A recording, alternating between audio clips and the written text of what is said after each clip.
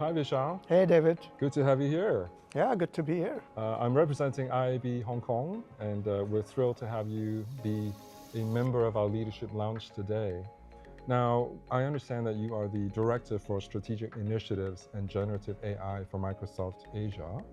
And could you maybe start off by telling us a little bit what you do for Microsoft? Sure. So I lead the strategy and commercialization for Microsoft in Asia for generative AI. And what that means is help our customers across different industry verticals on identifying the use cases to deploy generative AI within their business.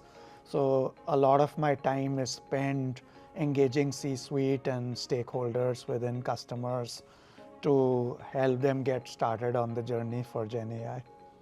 And today you're in Hong Kong, but I understand that you were previously in Singapore, meeting with a very large financial institution. And I'm sure that in your day job, you meet with a lot of different C-suites, as you say. What has been the general reception to generative AI over the past 2 years? So it's been very positive. I mean, obviously, fueled by the popularity of ChatGPT back in 2022. And there has, of course, been a lot of interest from board level and leadership level for every organization to do a POC or a pilot on generative AI. So that was the very early phase, late 2020 to early 2023.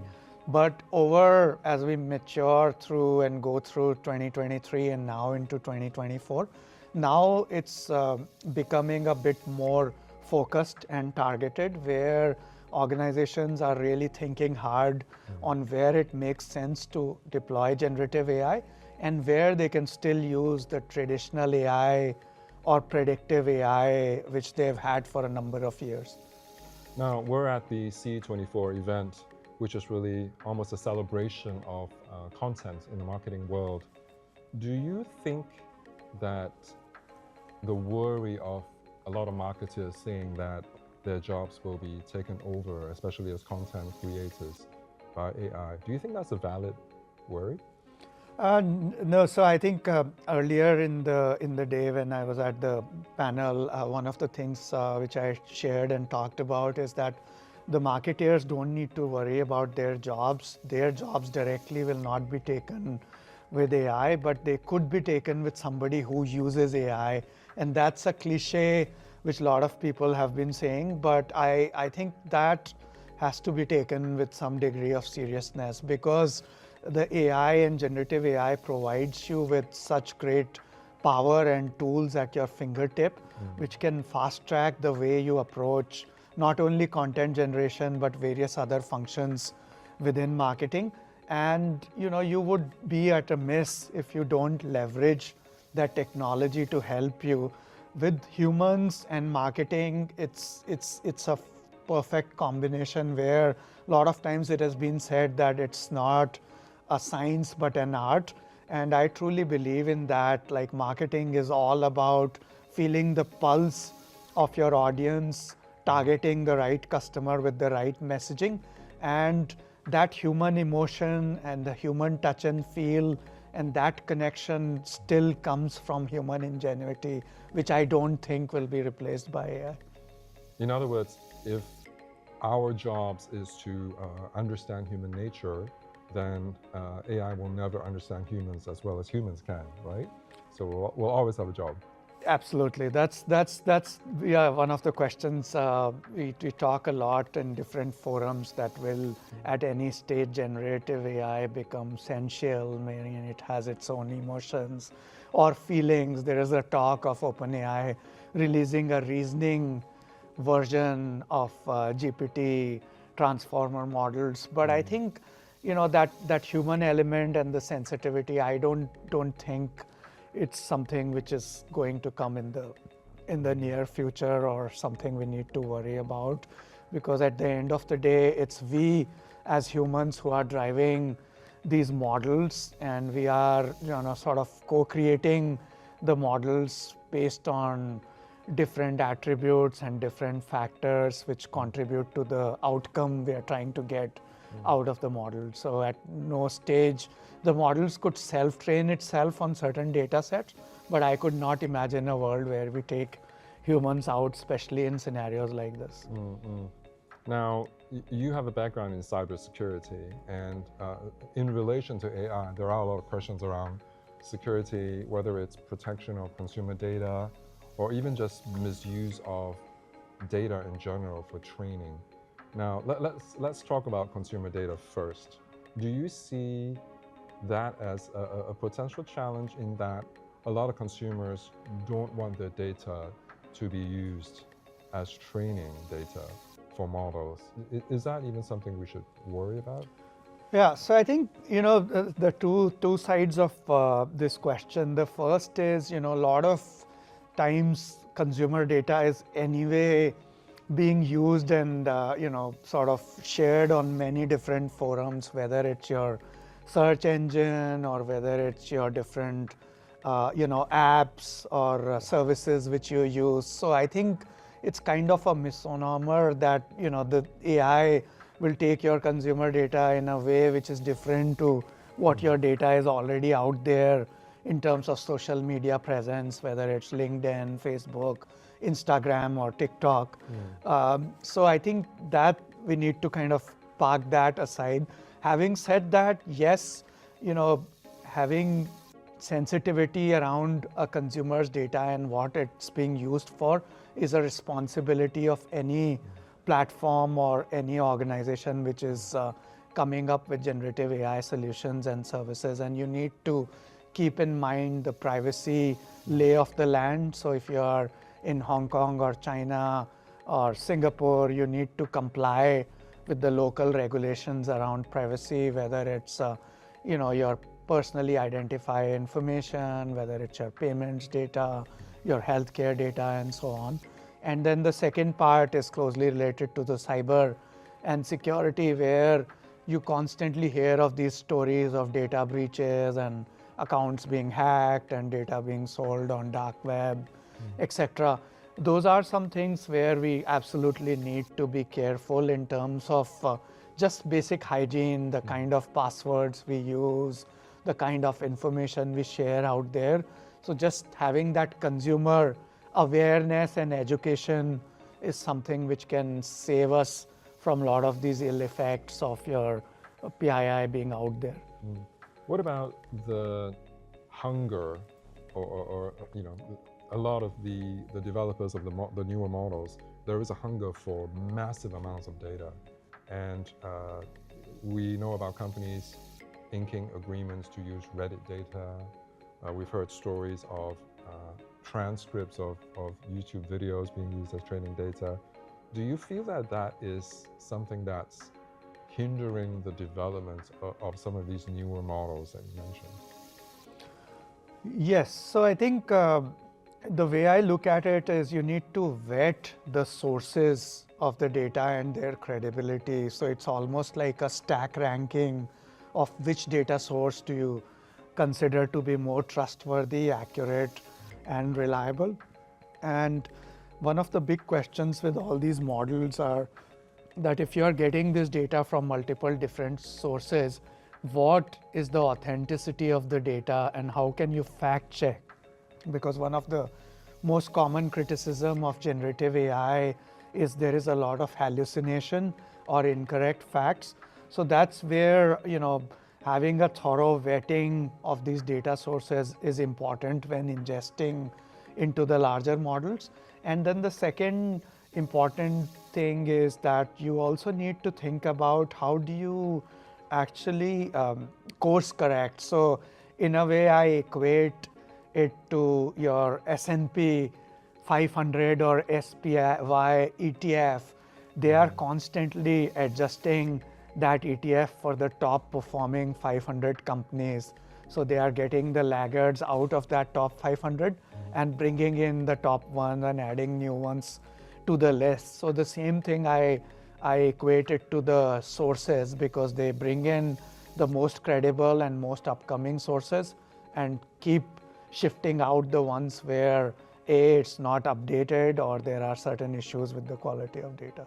In your conversations with the C-suite, do you see these concerns being reflected, or are companies generally quite knowledgeable about how to navigate these concerns? No, there is definitely some serious concerns from C-suite as well as the chief risk officer and the internal audit, because we need to understand one thing is that these companies are sort of accountable to their internal audit, but also accountable to external regulators. So they need to, especially when you look at industries like financial services, which is very heavily regulated, they are deeply concerned about this because they do not want to base their decisions on inaccurate data sources, because that could have significant repercussions on their reputational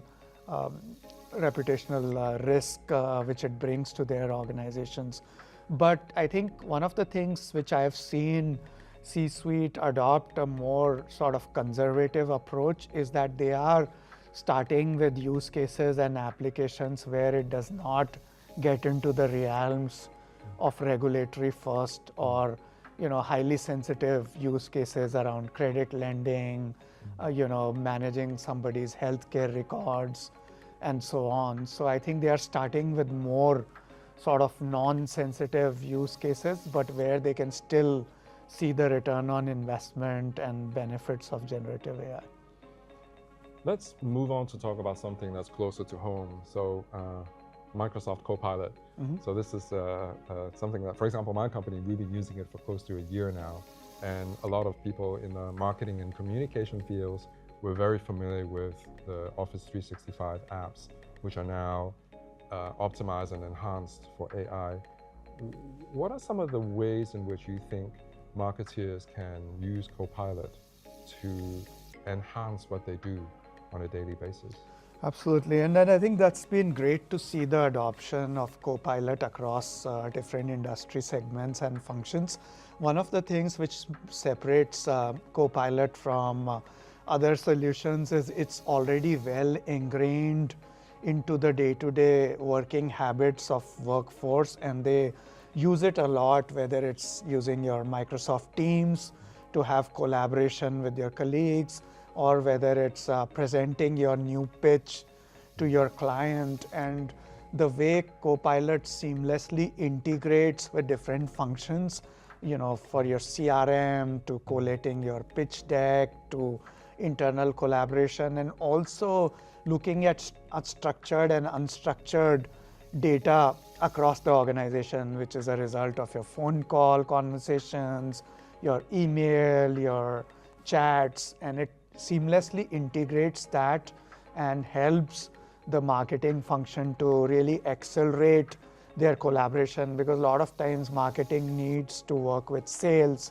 for example, on the effectiveness of campaigns or tweaking the campaign to target a new specific offering or a segment. By using Copilot, they are able to do that and save significant amount of man hours, as well as give opportunity to people within the organization to collaborate on marketing campaigns. So a finance person would able to weigh in, a salesperson would able to weigh in. At times you would also have product team engaged on the conversation of a campaign. So I see great potential and usage with Copilot, and the way it's also revolutionizing the creating of PowerPoints, which is like bread and butter for any marketing person, with having a designer and Copilot working in unison to create PowerPoint with using a very effective prompt. You are able to create presentations in a matter of seconds, if not minutes. Now, I know many people use a combination of different large language models. So, for example, Copilot is based on GPT, but there are also people that use it in combination with other tools, for example, Poe, which allows access to a lot of different models. What is your view on that combined use? Do you think it's to be encouraged? Yeah, so I'm of the opinion that one of the advantages of generative AI is to break the digital divide, so to speak, in the society, because prior to that, access to some of these new technology and tools was a purview of some very large organization or multinational companies.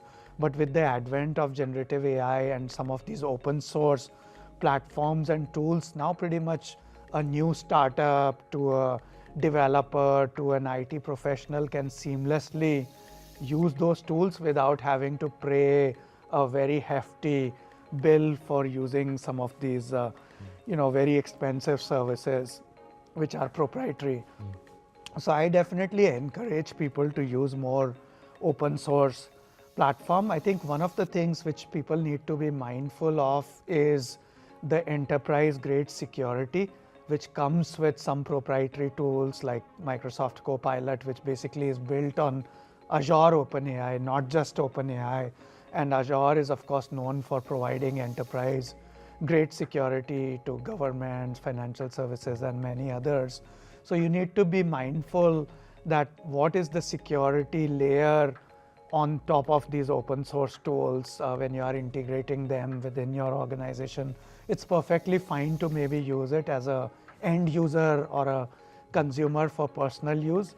But if you are looking to use it for business, then you need to have a security first mindset.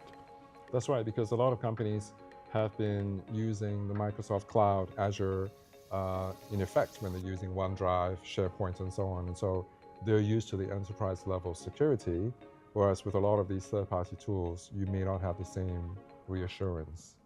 Yeah. Right? Have to do it again. One word I'd use to describe the South China Morning Post: intelligence, persistence, understanding.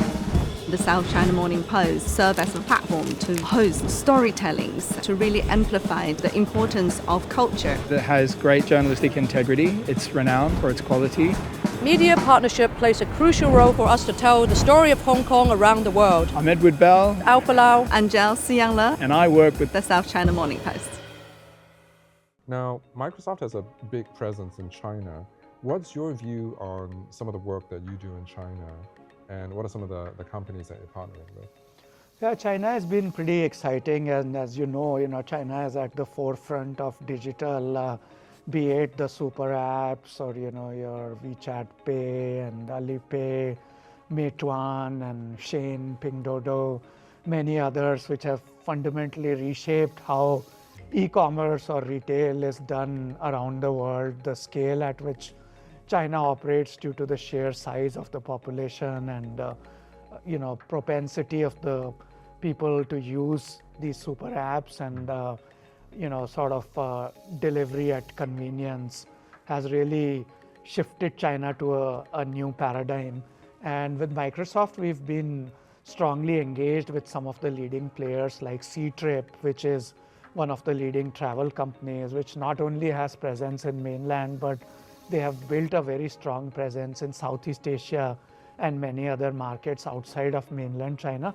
And the way Ctrip is using generative AI and Microsoft technology is embedding it in their chatbots, as well as using the power of virtual agents, which is basically simplifying your experience of going on your next holiday.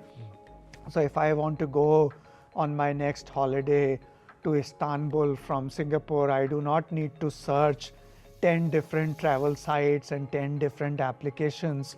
I simply use this interactive bot in Ctrip, which interacts in a human language. So I tell them, this is the kind of lifestyle, this is my family size, this is our interest. These are the kind of things I would like to see in my itinerary.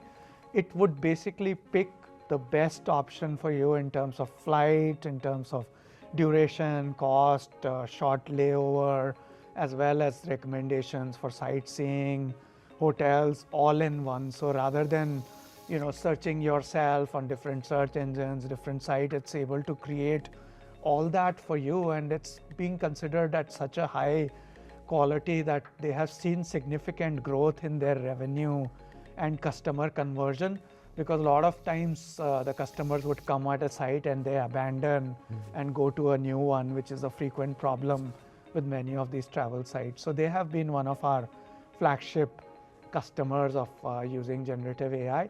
Other companies like Pinduoduo and Shein are also, they have their headquarters in Singapore, for example, for serving the greater region.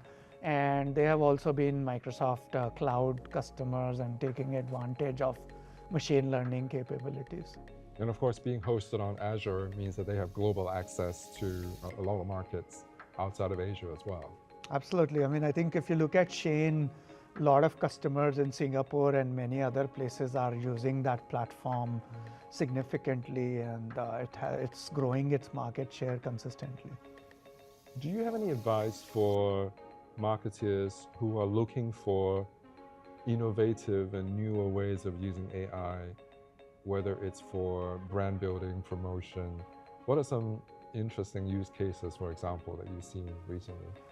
So some of the things I have seen is, really sort of using a 360-degree view when it comes to creating your marketing campaigns or social media campaigns. A lot of times, historically, the campaigns have been very focused on one dimension, but with generative AI, you are able to get a 360-degree view from multiple different data sources and still create those campaigns in a very quick period of time. So it increases your speed and go to market. And it also helps you to connect with the millennials and the the new Gen Alpha users to really interact with your brand. And when you think of Gen Alpha, they spend a considerable amount of their time on smartphones and the different applications. So if you are able to build strong presence through that channel, the chances are that you will already build a strong image of your brand in their minds. And today's Gen Alpha will be the decision makers and leaders of tomorrow. So to be able to, get in there and have them as your influencers is something which will go a long way. And they see these marketing organizations and how they are embracing the technology and generative AI as one of the keys to success and forward thinking. You mentioned influencers, which I think is very interesting. Do you think AI can assist influencers, for example, in whether it's ideation and content creation? What are some of the ways in which influencers themselves should embrace AI?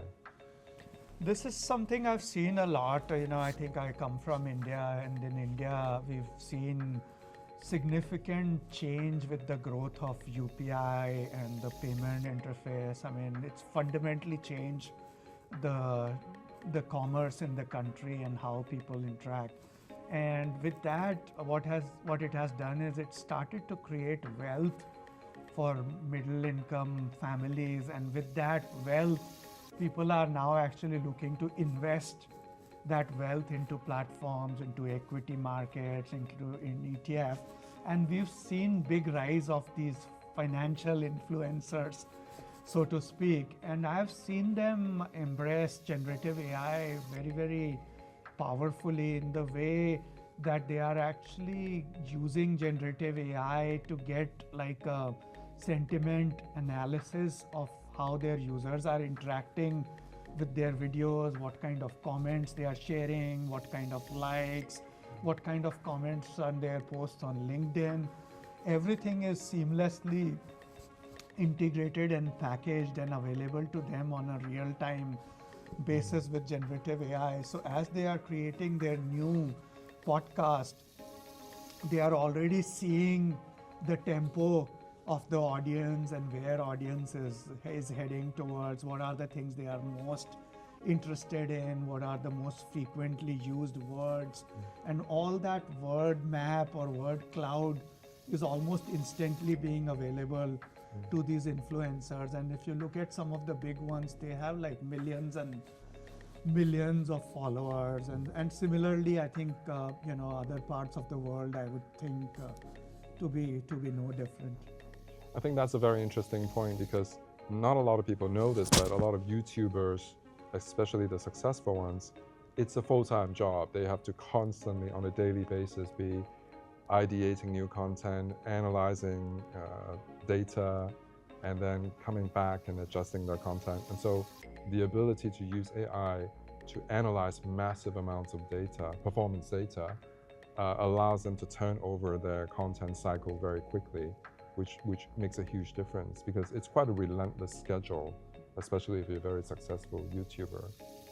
Now, related to that, of course, is a lot of people are also saying that AI has created a lot more bots on the internet, and bots can be quite abusive and influential in a negative way when it comes to really all aspects of internet life, whether it's marketing, campaign results, and so on. What advice do you have for marketers in how they fight this wave of bots that are coming onto the internet? I'm sure you've heard about the dead internet theory. So how do marketers fight this? I think the first thing is to be aware of the different type of bots which are out there. I think back in the days, people used to have this theory of click bots. So basically, back in search engine optimization, you would have click bots, which would basically artificially inflate the revenue you get out of a campaign, and you're suddenly paying somebody, for fake clicks, so to speak. Nowadays, what I'm seeing is with the proliferation of all these bots, you need to be mindful of what these bots are actually doing on your platform. Are they, sort of taking the traffic away from your platforms, or are they, using hate speech, or are they spreading misinformation, or are they, using incorrect facts to misguide the audience? So I think the first thing marketers need to be doing is build their own education around the different type of bots and how to address them. That is one. Second is you need to also be very mindful when you have your own chatbots out there, how to keep it more secure and more human-like. Back in the days, I remember Skyscanner was the first company which introduced the early chatbots on flights. And I was searching for a flight. If I ask a question, why is sky blue, it would suddenly trip the bot into not being able to address that kind of questions. But today, with the power of generative AI, the bots are empowered to interact in a human-like language. So marketers and organizations need to be very, sort of planful on how they launch their own bots. How do they get the information which is being shared through the bots? And a lot of times you need to also set boundaries on your bot. And one of the things many organizations are not doing is that they connect it to the APIs and World Wide Web, where the bot is sourcing information from anything which is out there on the internet. And that may not be the best strategy for your brand or the organization. You need to set your boundaries. You need to also define a persona to a bot, that what is the bot supposed to be? Is it a marketing assistant? Is it a customer service representative? Is it a financial service consultant, etc.? Once you define the persona, once you set boundaries that it will not go outside of those boundaries to respond to customer queries, then you are able to control the bot better, you are able to get better responses and also moderate the content and the interaction which happens on the platform. So just like in the human world, you have the good guys and the bad guys, you have the good bots and the bad bots. And so we as marketers, we have to ensure that we're constantly improving the quality and the control that we have over the good bots, and continue to perhaps even use them to fight the malicious bots in a sense, right? So it's kind of like good bots versus bad bots. My next question is around search, and we'll probably edit this out. Sure. Now, Microsoft has integrated AI into Bing in the form of Copilot.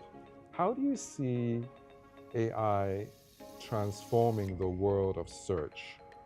How do you see it changing the way that consumers interact with search engines? And is that a good thing or a bad thing?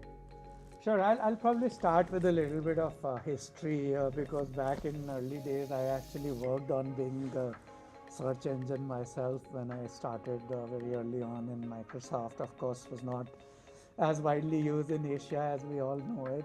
But the search engine works on the concept of semantic search. So basically searching for similar words. Very early on, search engine would use one word to predict the next sequence, similar to autocompose, and search for similar meanings. But the search engine was limited in terms of power because it was built on like small unigrams of search, whereas when we talk about LLMs and generative AI, it's billions and millions of parameters built on ingested data which has been trained on from Wikipedia, from journal, from common web crawl, and so on.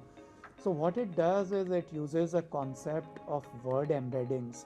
So basically what you and I are talking today, it will transfer that word embedding into a high dimensional vector. Just to explain simply what that means is a large language model or generative AI will see dog and kitten as similar to each other than a dog or a house, because dog is not similar to house because you're comparing one living thing with a non-living thing, but dog and kitten still have similarities because they are both animals and both living beings. Similarly, when you think about king and queen, generative AI or LLM model will equate king and queen to gender, because king is to queen what man is to women. So that's really the power of how it converts word embeddings into high dimensional vectors, and that's how really where the generative AI works. And so it's this context awareness. Exactly. So right? This is really important to understand before I answer your question on search and LLMs and what is important. So this word embeddings give it almost like the superpower, so to speak, to not just predict the next sentence, but to even build and write a story. You give it a context and a setting, and it will build on that and even finish a story for you.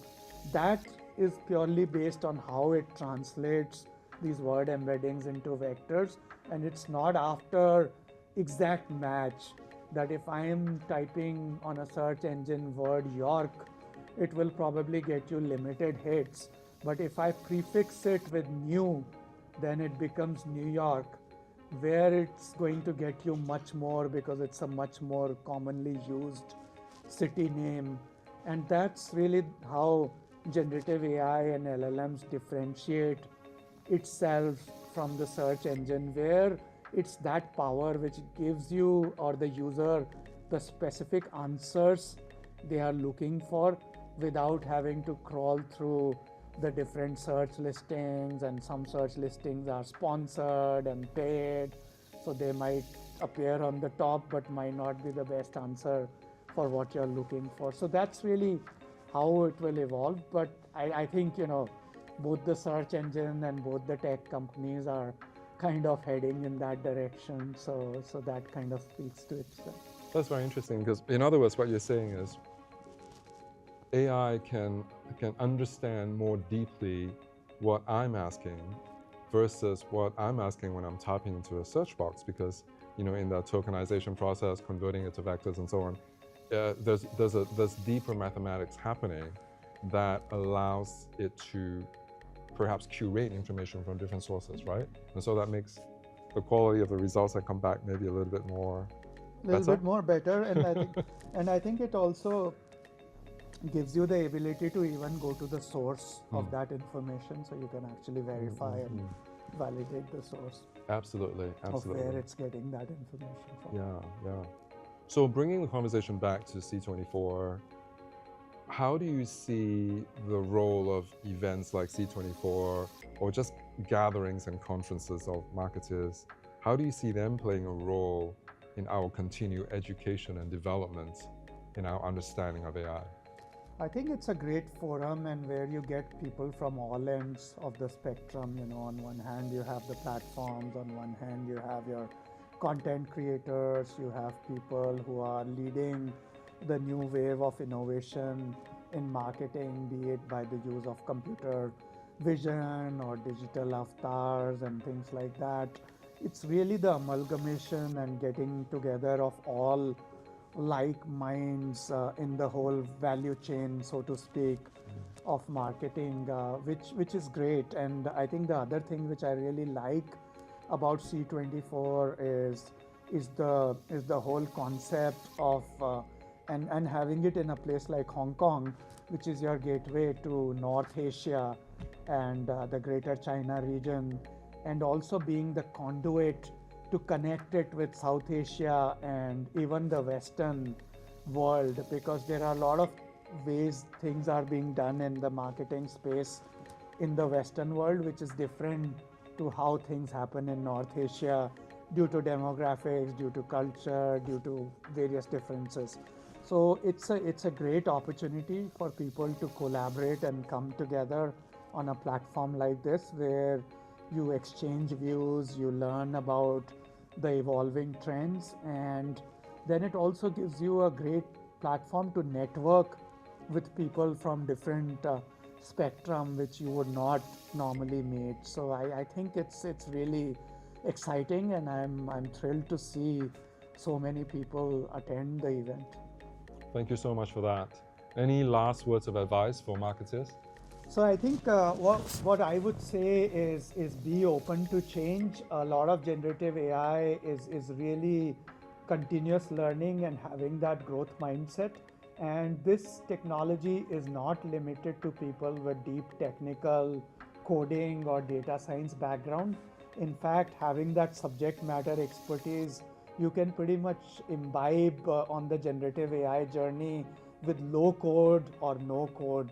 You have the tools at your disposal. So, just get yourself out there and go on this learning journey, and I'm sure you will reap benefits as you continue to drive forward in your professional and personal journey. That's very wise advice. Thank you so much. Thanks for your time today. Thank you, David. It's very Thanks good to for have you having me. here. Thank you. I believe that art is a universal language. We not only connect cultures, we also connect people. Hong Kong is the cultural hub of Asia. Culture builds based on the stories of people and our histories. It plays a role in the art ecosystem. We have an expanded art cultural landscape. We don't only have the international galleries as well as the local art spaces, but also we have world-class museums such as M+, Palace Museum, Taikund, Basel and the South China Morning Post. We both serve as a platform to bring together the people and the cultures to really amplify our stories to the rest of the world. My name is Angel Siang Le, and I work with the South China Morning Post.